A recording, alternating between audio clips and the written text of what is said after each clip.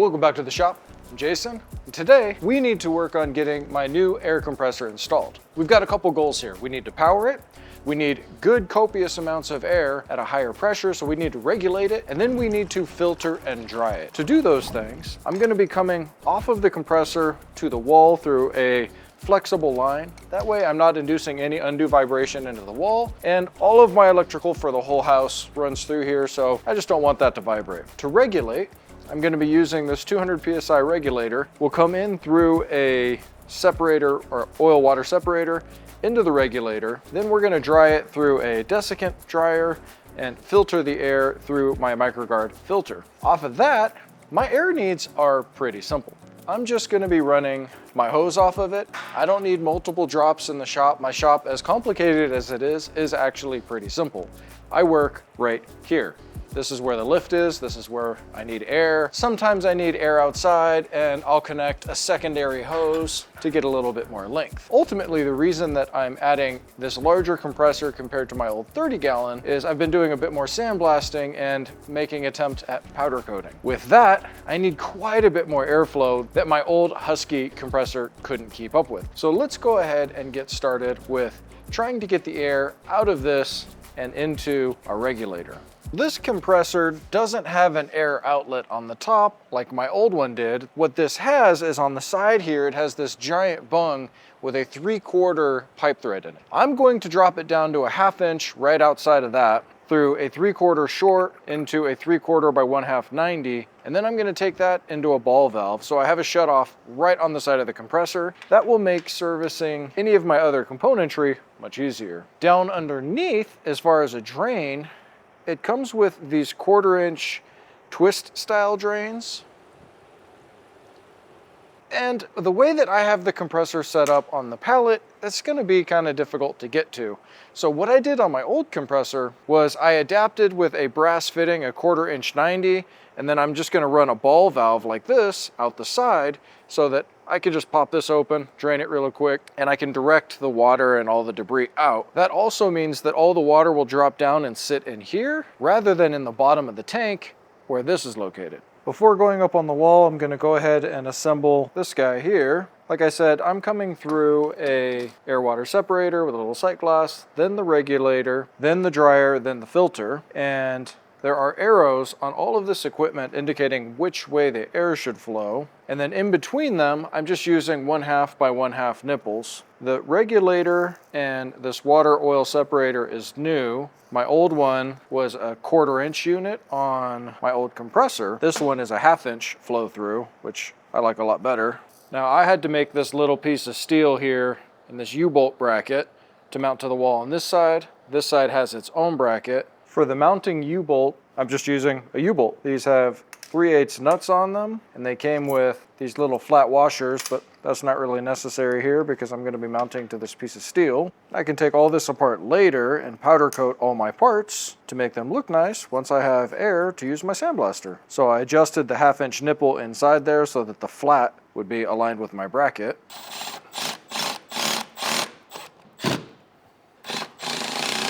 Well, that's kind of hokey, but is it going to work? I think so. Probably should have just grabbed the right size wrench for these, but.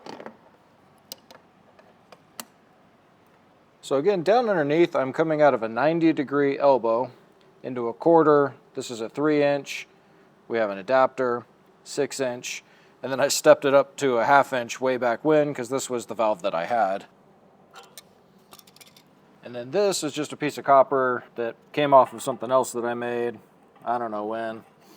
But it makes for a great little downspout. And this doesn't need any Teflon because it's not sealing anything. Okay, and I can twist this over here. Valve's closed. Then I can blow all the water and debris out of the garage right there. And it's fairly well protected from all this metal and wood that I keep in the corner. Now we're ready to hook up power. So you can see this unit doesn't have a power cord. All the 220 compressors that I've seen don't come with one unless it's used. So you either need to hardwire it or come up with your own plug solution. What I decided to do is I already have a 50 amp and a 30 amp 220 in my wall here for my welder and my plasma cutter. So I am going to be using this 10 gauge extension cord, and we're just gonna get rid of the other end of it so we have a plug. And I liked it because it was yellow to match the unit. So we're going to cut the end of this guy off and then wire it in and plug it in. You can see there's a whole bunch of insulation on this guy, and then our little 10 gauge wires on the inside. I'm just gonna slowly work through this, score it, peel it back so that I'm not gonna get into my wires. And then I'm gonna double check my wires, make sure I don't see any cuts or anything on any of these.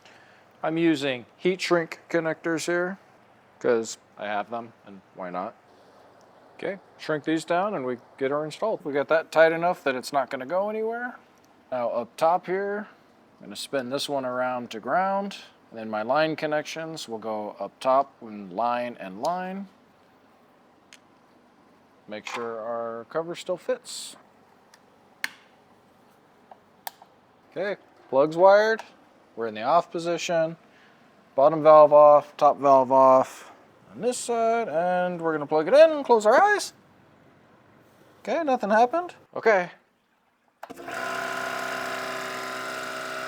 Hey! It's pretty loud. Well, it came up to pressure.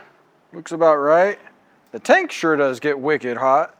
Now I'm gonna go ahead and spray some soapy water on my tank connections. Look for bubbles. That means it's time to open up our valve and get air over to our regulator. Let's see where this thing was set from the factory.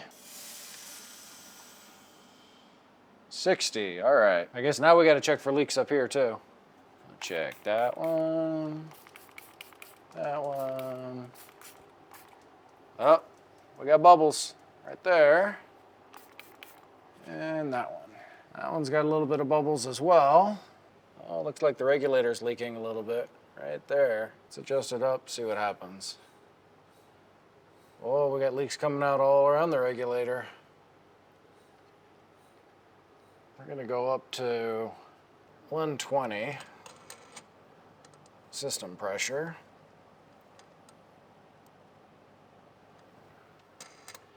I picked this one because it was so easy to adjust with this T-handle. But I guess we got to hit everything with a little bit more soap. Double check all our connections. We got to pull that guy apart. Maybe lube the gasket. This looks okay. Our desiccant looks good. Just our fitting here, here, and here. That's just the way this goes though, right? Making a new system and you're gonna get some leaks. These leaks aren't honestly enough to bother me, but I figure while I'm here, I may as well address them, right? So the air leaks were pretty easy to fix. On the regulator, I pulled the bottom and the spring off. I lubed up the seal or the diaphragm inside, leak went away. And then my other two fittings, I just pulled them off, re-Tefloned, screwed them back together, and I was solid. I've been using the compressor for a couple of days. I've been working on a valve cover project, so here is a completely, not touched valve cover off of my 2002 540.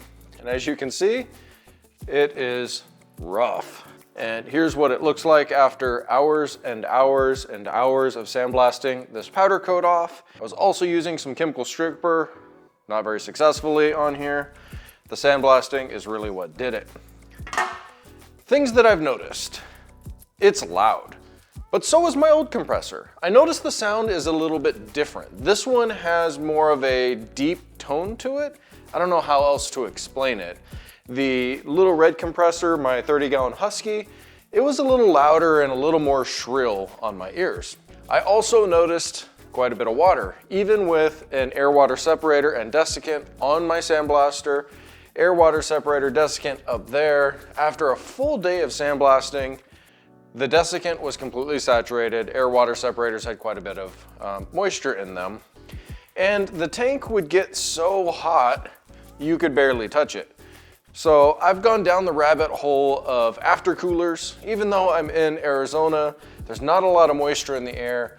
In the summertime, I'm working out here with a swamp cooler, which subsequently puts a lot of moisture in the air. So aftercooler it is. I'm also thinking if I can build an aftercooler for this and then come off of that cooler with cool air, maybe I can plumb into both tanks and have 90 gallons of air. Let me know in the comments if you think that's a good or a bad idea. Currently, I'm working on designing a system for me to do that. Either way, I'm really happy that after 10 years with my little red compressor, I can finally step up to a much larger, much more efficient unit that even while sandblasting can keep up with my air demands. Super happy with my choice. I picked this guy up at Tractor Supply for $929 on sale. That's a pretty decent price. It was the best price I could find for it. I really appreciate you guys watching, coming through, dropping the comments, letting me know what you think I should or shouldn't do and how I can improve what I'm doing. Take a look at some of my merch down below. I really appreciate your support. Like, subscribe, comment, do all those things. I'll see you in the next one.